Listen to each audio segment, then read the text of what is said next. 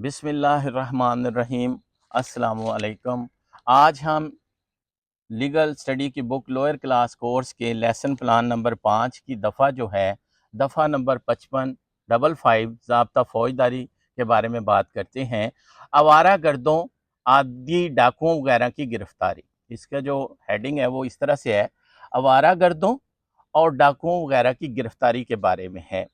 Police station کا کوئی incharge افسر مجاز ہے کہ اس طرح گرفتار کرے یا کرائے کسی شخص کو جو ایسے اسٹیشن کی حدود کے اندر ایسے حالات میں اپنی موجودگی چھپانے کی احتیاط زیر عمل لا رہا ہو جس سے یہ باور کیا جا سکتا ہے کہ وہ کسی قابل دست اندازی جرم کے ارتکاب کی خاطر ایسی احتیاطیں کر رہا ہے۔